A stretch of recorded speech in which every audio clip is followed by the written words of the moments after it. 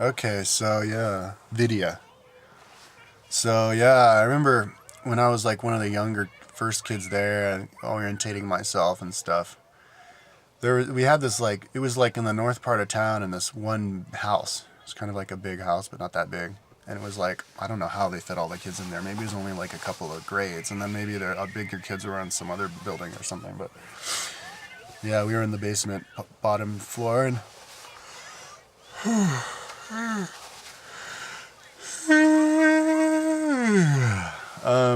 yeah, with Mr. Brown was the teacher.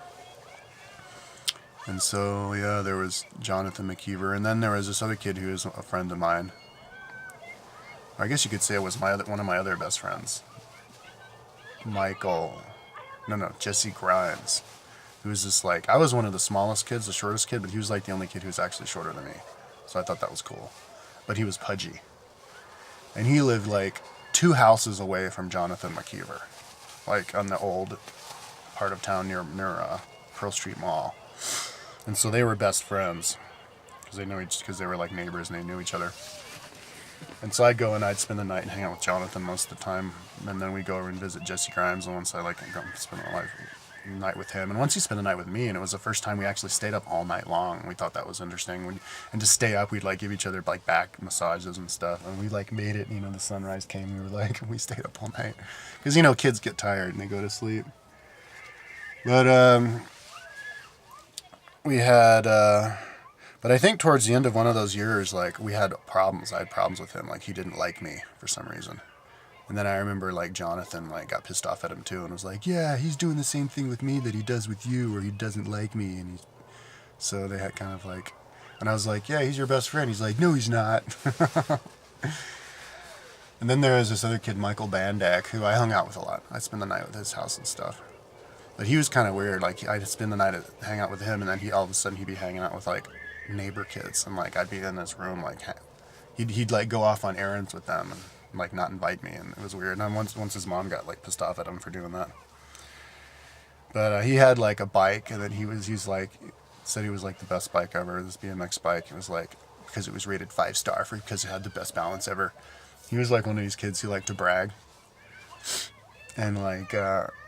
Once I went skiing with him, and he couldn't ski, or he couldn't figure out how to. It was at Hidden Valley Ski Resort, because when I was 8, I went skiing for the first time in Eldora, and it was my aunt, my mother's brother's wife, who was like teaching us how to ski, and she was really like insistent that we know how to sidestep first, and then we skied, and I went down the thing, and I went down a bunch of times, and I was like, this is awesome. And then after that, we started skiing all the time, every weekend at Hidden Valley Ski Resort, instead of Eldora. I don't know why Eldora, but Hidden Valley. Yeah, and once I went skiing with Jonathan McKeever, and we had a ski instructor, and we would like ski really fast and like tuck, and he's like, you're not Bill Johnson. Don't tuck all the time. Like, I mean, even in snow plowing, he'd be in like tuck position. It was funny. So, because Bill Johnson was a gold medalist for downhill that year. This was in '84. And, yeah, but once we went skiing with Michael Bandak, my dad brought us up, and he couldn't figure out how to ride up on the, I don't know what they're called, the thing where you put the round thing between your legs, and you have to stay standing up, and it pulls you up. But he thought he thought you would sit on it, but it has like string, so he'd sit on it and then he'd fall down, and I'd have to wait on the top, and the lift op was like, yeah, your friend is still trying to figure out how to do it. And after like a half hour, like a ridiculously long time, he finally figured out, after falling down like 100 times, figured out how to stand up on it.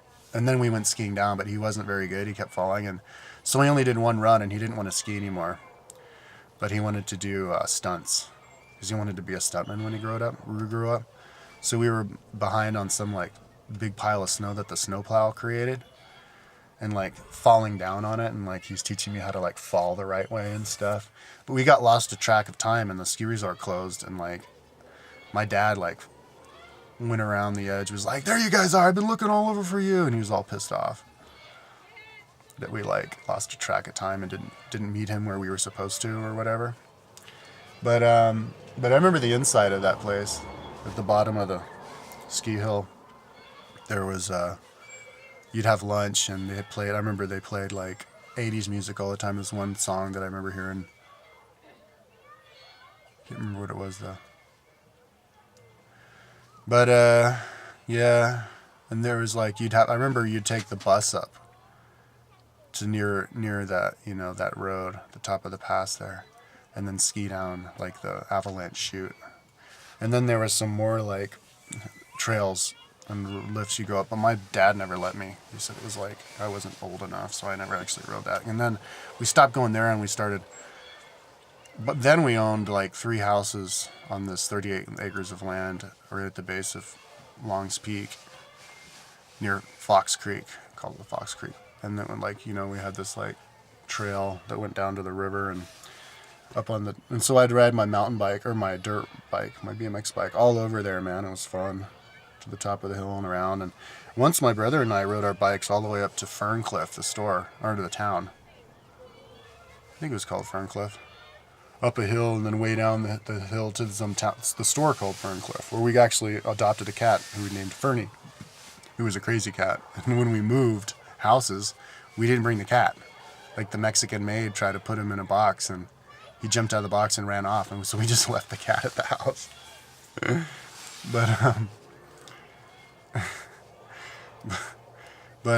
Yeah, we rode that day like miles. It was like 4 miles, which is like a long time. Or 4 miles up and back or something. It was like a long ass ride to do on a BMX bikes for kids who were like 7 years old.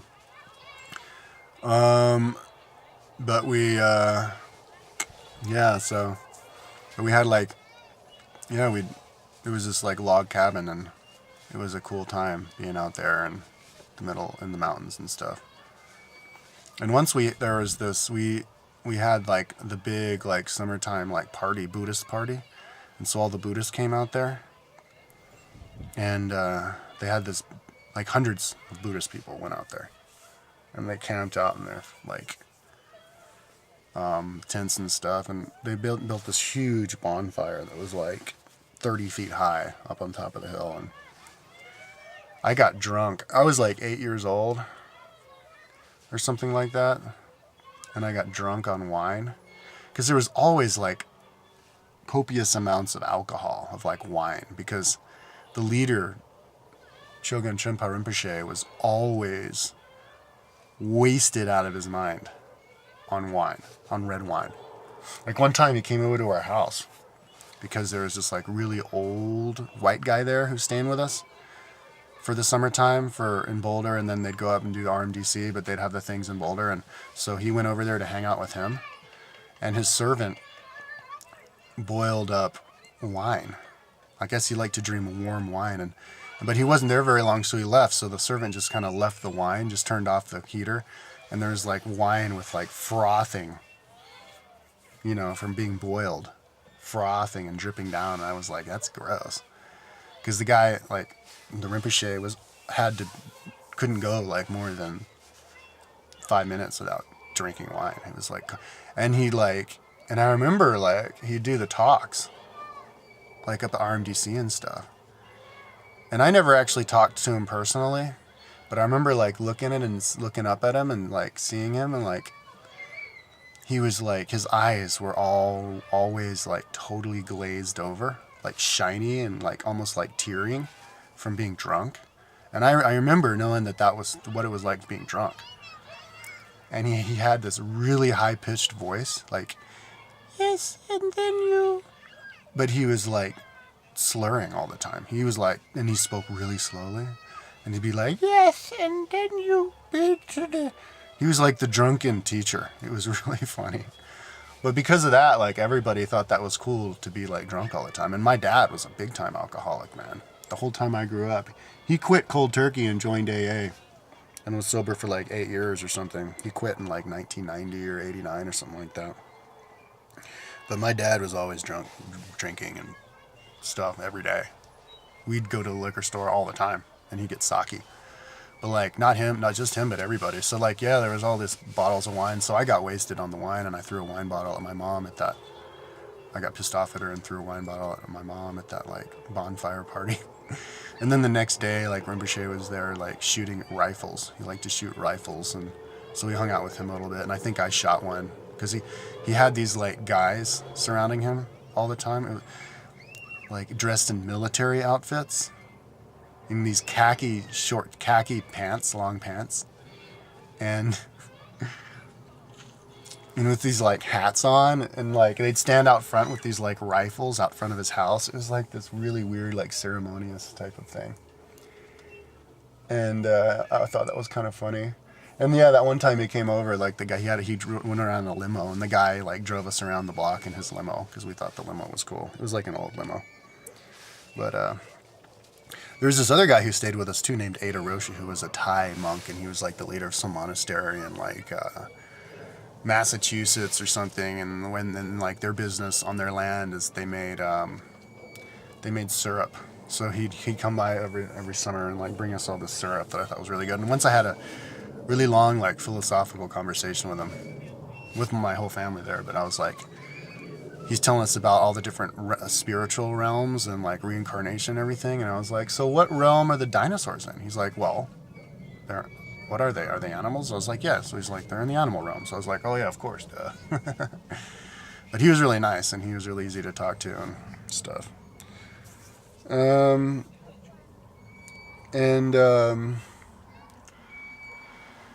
Yeah, but like the summer, hanging out there in the summer over at RMDC was fun. With all the little kids. They had like King of the Mountain, where you'd like jump on the top and then you have to push the kid off the top, and then you got to be King of the Mountain, and then you'd like push the next guy off. But I didn't really play that much. I wasn't really all that physical of a... I was athletic, but I wasn't like aggressive. Like when I was in like school, we had our Buddhist soccer team. We were on the soccer, and playing the soccer games with all the other league and mini league, little league. And I only played one season there because I don't think I even once got to kick the ball. Because even though I felt like, and I probably was the fastest runner, I was a midfielder, but I was like the fastest runner and stuff, but nobody ever passed the ball to me because you had to call out for the ball. And I never called out for the ball because I felt like if I did call out for the ball, that was like rude because the other kid was calling out for the ball at the same time as me, and I didn't want to like piss him off by calling out for the ball instead. So what I did is I just ran out and just kind of assumed that the kid would see me and kick the ball to me, but they never did. They always kicked the ball to the kid who called out for the ball. So I kind of got bored with that, and I didn't do that the next year. And once I remember we were playing soccer at school. And all the kids like swarmed into the ball.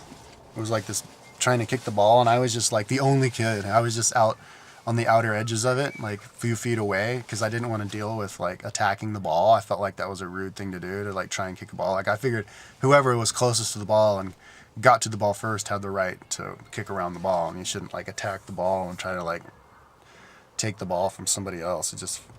So I was just kind of like standing away and then the ball like just popped out to where I was. So I kicked it, and it went over the crowd of all the kids, and it made a goal. And everybody was like, "Oh, fucking Kyle, fucking made a goal! It's badass!" I was like, "Yay!" But I was thinking like, whatever, dude. I just got lucky. Yeah, and one time we played.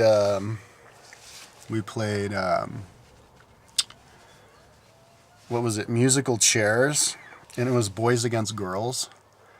And at the end, it was me against Cara Baker, and I won. And so all the kids were like, "Yay, Kyle won! Yoo-hoo!" It was like this huge celebration that the guys won.